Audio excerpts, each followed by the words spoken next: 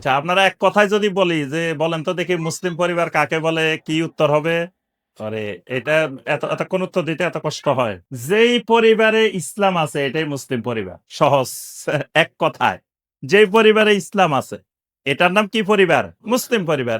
ইসলাম নাই, যে পরিবারে শিরিক আছে, কুফরি আছে, এটা শিরিকি পরিবার, মুশরিকি পরিবার, কুফরি পরিবার।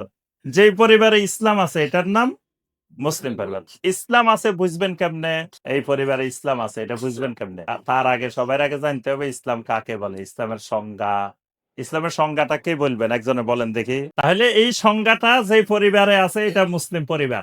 প্রথম কথা, এই সংজ্ঞার মধ্যে বলা হয়েছে আল ইসলামু, পরিবারের সবাই আত্মসমর্পণ করবে। ইসলাম মানে কি? আত্মসমর্পণ করবে। কার কাছে? লিল্লাহ, আল্লাহর কাছে আত্মসমর্পণ। তাহলে বোঝা যায় আল্লাহ ছাড়াও আত্মসমর্পণ অন্যের কাছেও করা যায়। তা আর কার কাছে করা যায়? এক নম্বরে আত্মসমর্পণ করে শয়তানের কাছে। আল্লাহ ছাড়া মানুষ আত্মসমর্পণ করে কার কাছে?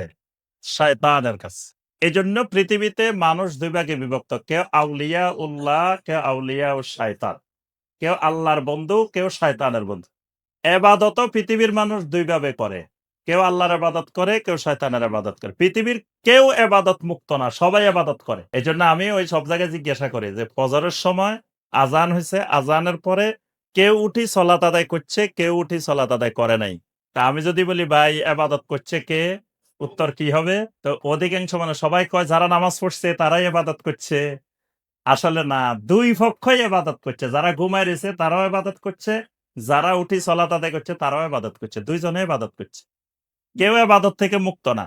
যে সলাত আদায় করছে সে ইবাদত করছে কার? আল্লাহর। যে সলাত আদায় করে নাই, ঘুমায় রয়েছে, হে ইবাদত করছে কার?